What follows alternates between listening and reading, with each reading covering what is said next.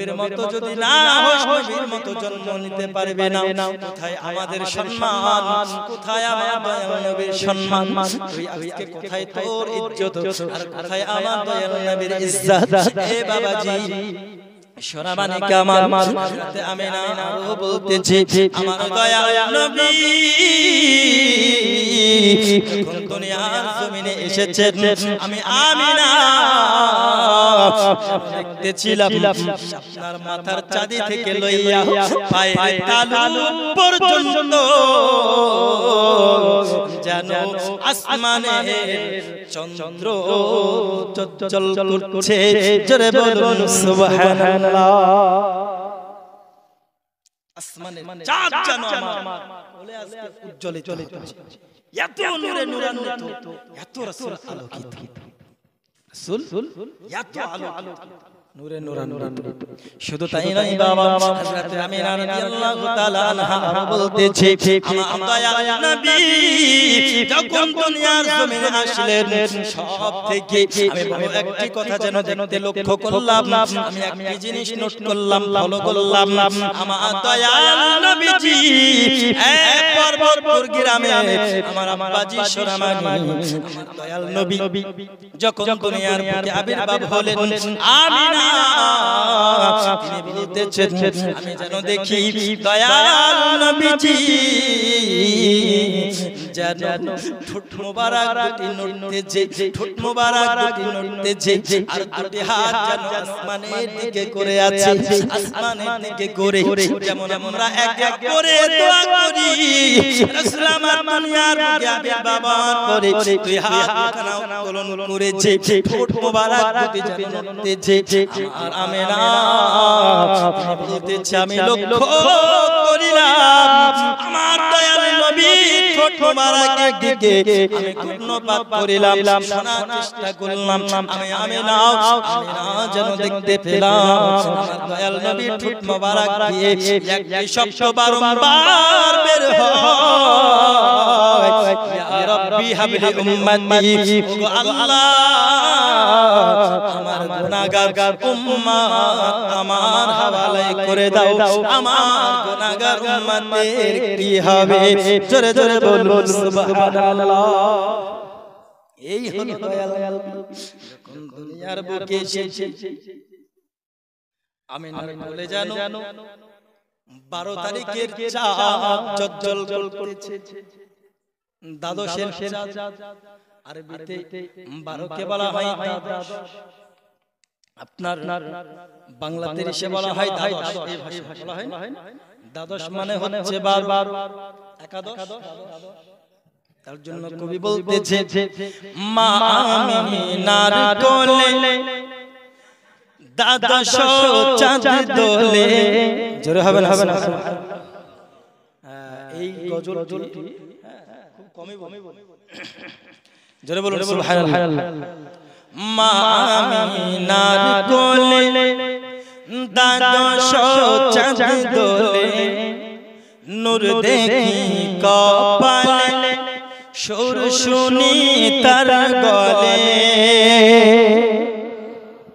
কি হচ্ছে আপনার কোনো ভোট কিছু নাই তো সুবহানাল্লাহ বলবেন তো টাকা দেন টাকা নিলে সুবহানাল্লাহ বলতে ভালো লাগবে কারণ মানে ফ্রির মাল আর টাকার মাল দুটোর মধ্যে পার্থক্য আছে তো আপনারা নোটও দিবেন না ভোটও দিবেন না তাহলে কেমন হবে তো একটু ভোট দেন তাই না জোরে বলুন সুবহানাল্লাহ নূর দেখি কপালে সুর শুনি তার গলে আর বদন পাকি যা আর বদন পাকি যা আর বদন পাকি যা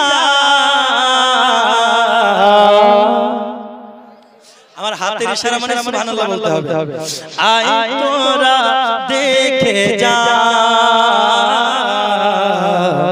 আয় তোরা দেখে যা সকলে আমার সামনে বলুন আয় তোরা দেখে যা আয় তোরা দেখে যা মা আমিনার কোলে তাদের কোন ছাগল দিয়ে দিন বদলটা হতে দ্বাদশ চাঁদ দোলে নূর দেখি কপালে সুর শুনি আর বদন পাকিজা আর বদন পাকিজা আর বদন পাকিজা আই তোরা দেখে যা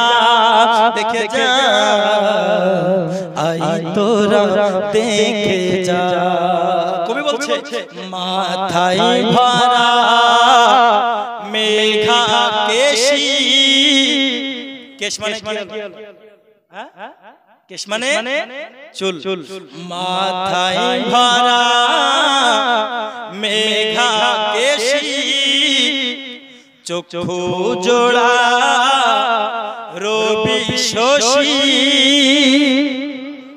মুক্তি ভরা মধুর হাসি মুক্তি ভরা মধুর হাসি তাজা গোলাপ শিশির ভেজা আই তোরা দেখে যা আই তোরা দেখে যা দেখে যা আই তোরা দেখে যা আই তোরা দেখে যা জোরে বলুন সুবহানাল্লাহ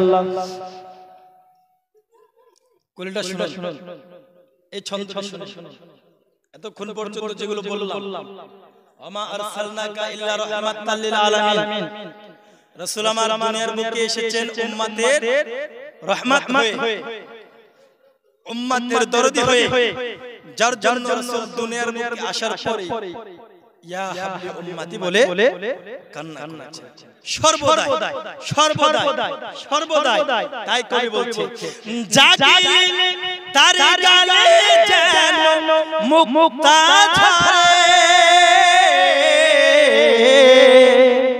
আর শুইলে ঠুট জগিলে কি শব্দ করে সুবহানাল্লাহ বলবেন না রাসূল জাগ্রত অবস্থায় রাসূল যখন চলতি অবস্থায় জাগিলে তার গালে যেন মুক্তা ঝরে আর রাসূল যখন আরাম করেন ঠোঁট জগিলে কি যেন একটা শব্দ হয় তাই কবি বলছে জাগিলে তার গালে যেন মুক্তা ঝরে আর শুইলে ঠোঁট জগিলে কি শব্দ করে কি শব্দ করে শুনি দিবারাতি লক্ষ্য করুন শুনি দিবারাতি উম্মতি উম্মতি উম্মতি উম্মতি বলুন উম্মতি উম্মতি উম্মতি উম্মতি উম্মতি উম্মতি শুনি দিবারাতি উম্মতি উম্মতি শুনি দিবারাতি উম্মতি উম্মতি একবার নাই কাজা জোরে বলুন না সুবহানাল্লাহ সব সময় উম্মতি উম্মতি একবার কাজা নয় তাই কবি বলছে শুনি দিবারাতি উম্মতি উম্মতি একবার নাই কাজা একবার নাই কাজা একবার নাই কাজা আই তোরা দেখে যা আই তোরা দেখে যা তু খুজা মন খুজা তু খুজা মন খুজা আল্লাহুম্মা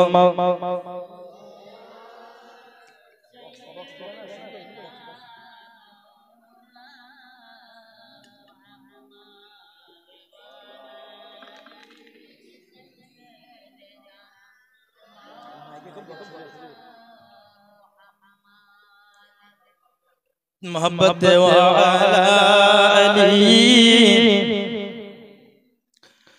मौलाना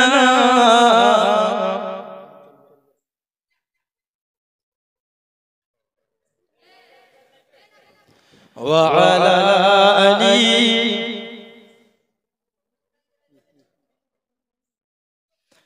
وعلى آل سيدنا مولانا محمد صلى الله على محمد صلى الله على محمد ہر دم زبان سے نکال پاک نام محمد ہر دم زبان سے نکال شفیعنا محمد صلی اللہ تعالی علیہ وسلم ابا جی আমার হলো চা খাওয়া হলো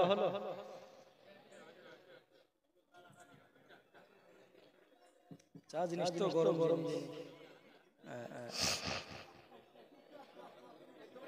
এই দিকে গেল কথা বলি চা খাওয়া কারণ চাটা হচ্ছে শরীরের এনার্জি হ্যাঁ হ্যাঁ মানুষ মানে সকালবেলা যখন হয় খাবার আগে চা খায় তাই না ঘুম চলে হয় আমরা যখন মাদ্রাসায় ভোর 3টেতে উঠতে হয় তো 3টা অথবা 4টে মানে শীতের সময় লেট করে উঠি 4টের সময় আর গরমের সময় আসে মানে ফজরের ওয়াক্তে একটু আগে হয় 3টেতে উঠতে হয় যার জন্য আপনার প্রায় 11টা পর্যন্ত পড়াতে হয় তো এই 7টা 8টা এই টাইমে পড়াতে যেন ঘুম চলে আসে হ্যাঁ আর শয়তান বুঝতে পারছেন অন্য সময় নাড়বে না যখন আপনি কোনো ভালো কাজে বসবেন হ্যাঁ মনে মনে শয়তানের চোখের পাতাগুলো ধরে ঝুল খেলছে শুধু পড়ার সময় ঘুম যাই হোক যার জন্য আমাদেরকেও মাঝে মাঝে চা খেতে হয় দয়াল নবী আমার দুনিয়ার জমিনে যখন আসলেন হযরত আমিনা রাদিয়াল্লাহু তাআলা আনহা বলতেছেন আমার দয়াল নবী দুনিয়ার জমিনে আসার পরে উম্মতি করে কান্না করে যায় কবি বলতেছি দয়াল নবী উম্মতি করে কান্না একটিবারও কাজা হয় না আব্বাজি আমার সেই দয়াল নবীজি আমাদের উম্মতের জন্য রহমত উম্মতের জন্য দরদি উম্মতের জন্য রহমত লিল আলামিন নবী যেই নবী দুনিয়ার জমিনে এসেছেন বন্ধু ওই নবীর উপরে ভক্তি ভরে মহব্বত রাখতে হবে অন্তরে ভালোবাসা রাখতে হবে কারণ আমরা মুসলমান যতই নামাজ পড়ি না কেন যত রোজা করি না কেন যত আমরা হজ করি না কেন যত আমরা আমল করি না কেন সমস্ত কিছু ততক্ষণ পর্যন্ত কবুল হবে না যতক্ষণ পর্যন্ত না নবীর উপরে মহব্বত থাকবে জোরে বলুন সুবহানাল্লাহ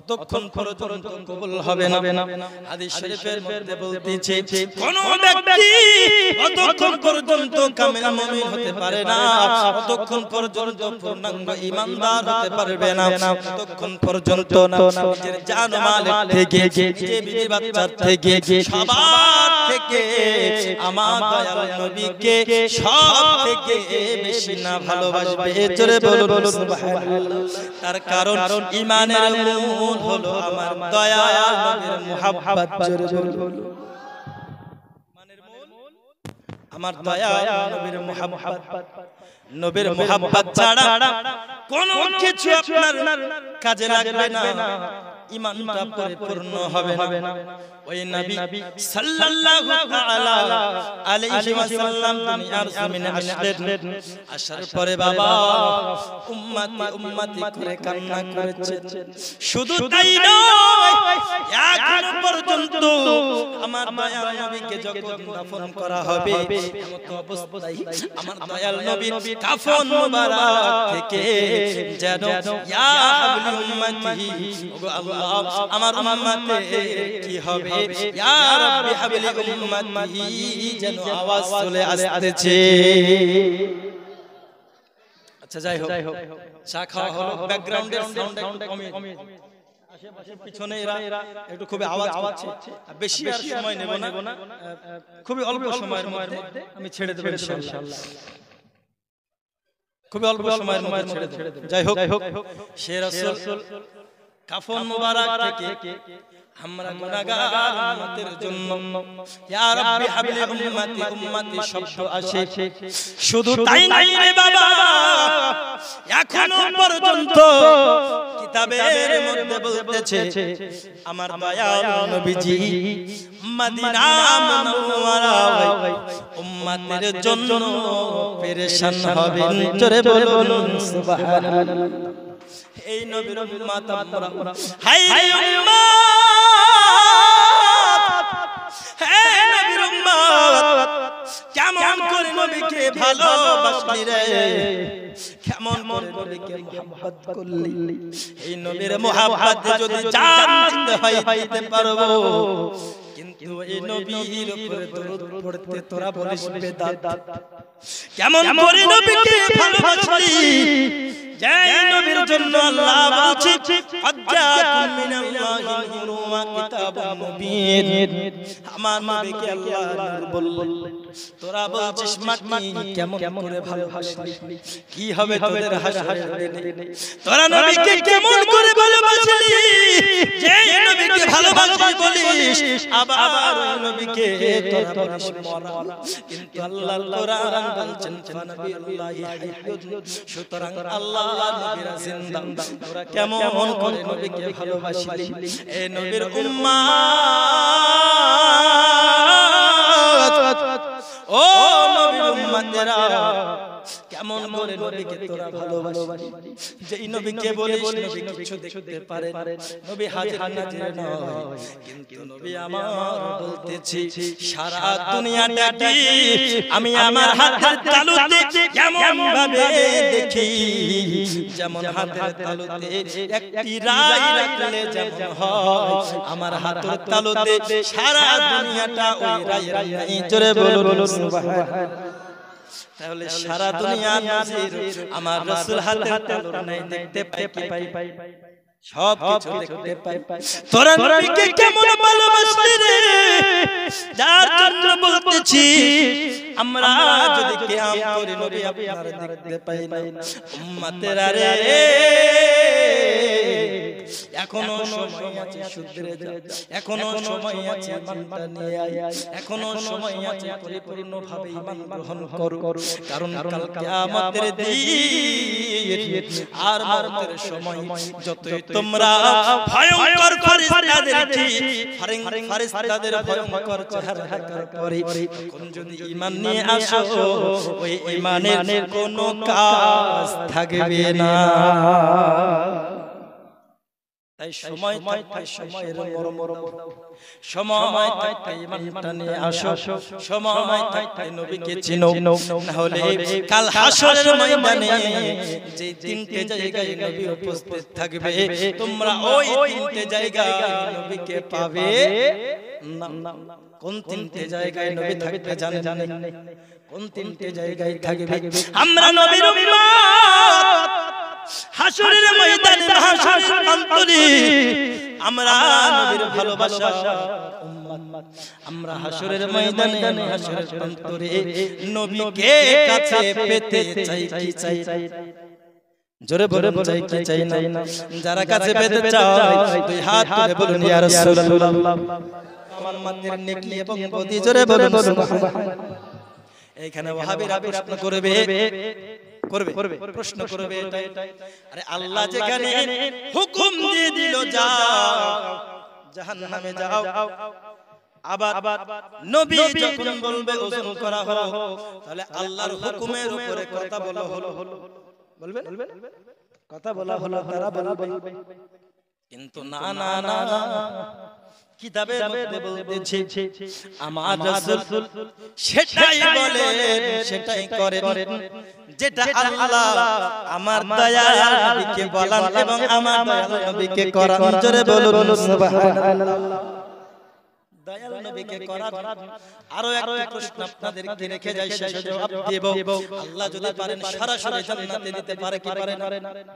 আল্লাহর কি ক্ষমতা নাই যে কারা জাহান্নামী কারা জান্নাতি নির্ণয় করা আছে না নাই ক্ষমতা আছে তাহলে যারা জাহান্নামী চলো ডিজে মানে ডাইরেক্ট জাহান্নাম বলেন তো আর যারা জান্নাতি তারা চলে যাও জান্নাতে আল্লাহ পারে কি পারে না কিন্তু এই মিজান করেছে হাউজে কাউসার করেছে সিরাত করেছে এত কিছু জায়গা করেছে কেন এর উত্তর শেষের দিকে দিয়ে যাব লক্ষ্য করুন বাবা যে ওয়াহাবি প্রশ্ন করতেছে আল্লাহ যখন হুকুম দিল আমার ফেরেশতা তুমি তাকে জাহান্নামে দিয়ে দাও আমার নবীজি বলবেন আবার হুকুম করো এর মধ্যে আমার আল্লাহ হিকমতে আমলে আছেন জোরে বলুন কারণ আল্লাহর বিনা ইচ্ছাতে গাছের পাতা হিলে না আল্লাহর বিনা ইচ্ছাতে রাসূলুল্লাহ বলবে তাহলে সেই জায়গায় বলবে তার কারণ এটাও আল্লাহর মঞ্জুর ঠিক কি না এটাও আল্লাহ চাইছে আমার দয়ার নবীর কথা মোতাবেক ওই ব্যক্তির নেকি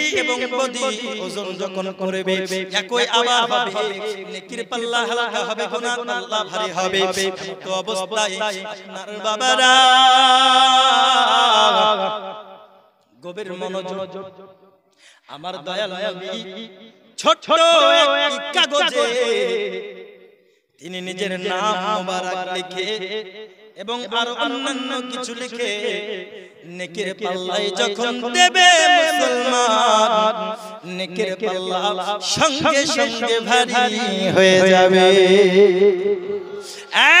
বাবারা যারা রাসূলের উপর দরুদ পড়ে না তাদের জন্য আমি এখন বলতেছি একটু ভালো করে শুনুন আমার রাসূলুল্লাহকে জানতে চাইবেন আপনাকে তো আমি দুনিয়ার বুকে কখনো দেখি নাই এই আল্লাহর মহান ব্যক্তি আপনি কে আপনার পরিচয়টা একটু দিন আমি তো জাহান্নামে চলে যাচ্ছিলাম সেজন্য আমি জান্নাতে চলে যাচ্ছি আমার তো কোনো ভালো আমল ছিল না তবুও আমি কেন জান্নাতে যাচ্ছি ডবল দিচ্ছি নাকি ডবলটা পরে দিন ডবলটা পরে দিন একবার দেওয়া হলো ডবলটা পরে করে হয় বারংবার আল্লাহুম্মা সাল্লি আলা মাওলানা মুহাম্মদ ওয়া আলা আলি মাওলানা শেষে দিন আবার রেখে দেন সাল্লাল্লাহু আলা মুহাম্মাদিন মুহাম্মদ হরদম জবান से निकालो पाक नामे मुहम्मद हरदम ज़बान से निकालो सल्लल्लाहु अलैहि वसल्लम बाबा जी गभीर मनोযোগ ওই ব্যক্তি জানতে চাইবে কিসের জন্য আমি জান্নাতে চলে যাচ্ছি এই যে হ্যালো এই যে মুড়ি দিচ্ছেন এদিকে শুনুন এদিকে রেখে দিন না এখন একটা কথা কবর বলে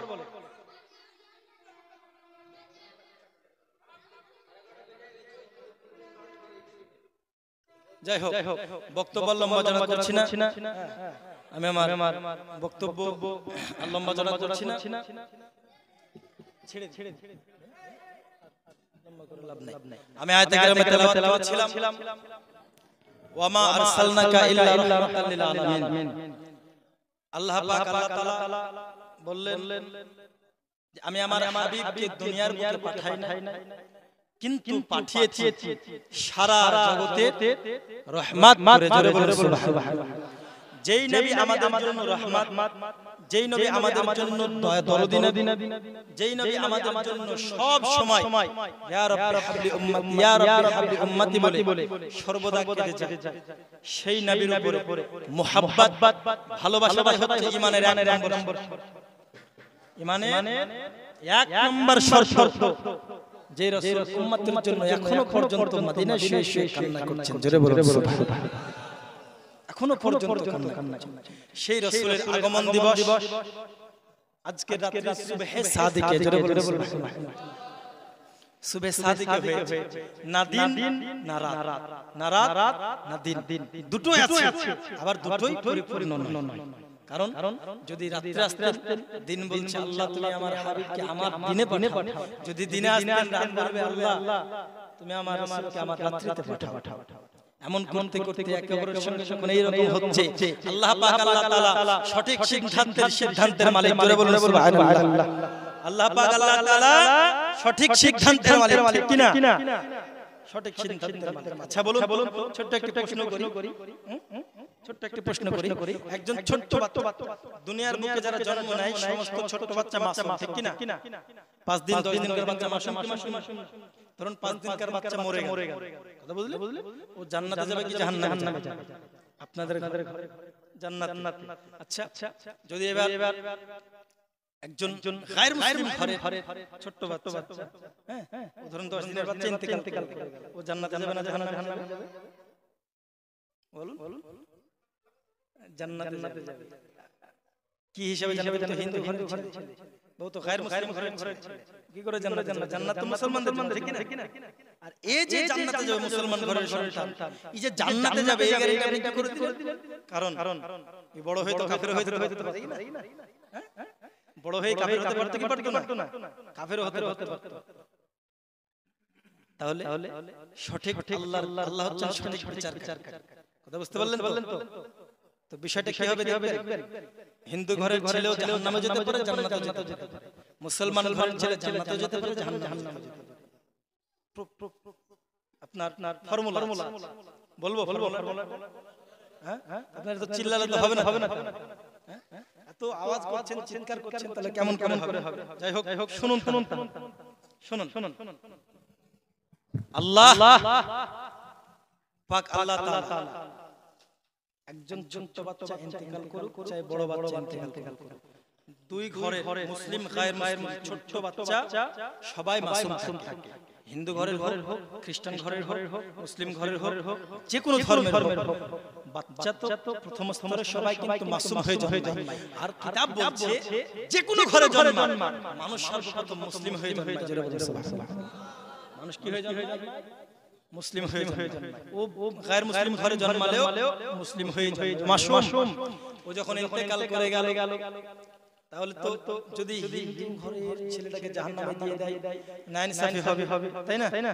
যেহেতু বড় হয়ে মুমিন হতে পারতো, মুমিন হতে পারতো, তাহলে ওকে আল্লাহ যদি তো বড় হওয়ার সময় ছিল না আল্লাহ, তাহলে ওকে তো জাহান্নামে দিল। ঠিক একই মুসলমান ঘরের যে জান্নাতে আছে, জাহান্নামে যেতে পারতো, তাহলে আল্লাহ তাকে বড় হতে দিল না। তো দেখুন আল্লাহ ইলমে আদাদি ও আজালি দিয়ে দেখে নেবেন সামনের জীবন, যে এই যে মাসুম বাচ্চা এখন আছে, এর বয়স যখন 50 হবে, এই যখন বড় হবে, বড় হওয়ার পরে আমার নবীকে ভালোবাসবে কি বাসবে না? আমি আল্লাহর প্রতি ঈমান নিয়ে আসবে কি আসবে না? যদিও মুসলমান হোক চাই গায়র মুসলিম হোক, আল্লাহ দেখবেন ও যদি রাসূলকে মুহাব্বতকারী হয়, যদি আল্লাহকে ভালোবাসাকারী হয়, যদি ঈমানদার হয়, গায়র মুসলিম ঘরের সন্তান হলেও আল্লাহ তাকে জান্নাতে দেবে।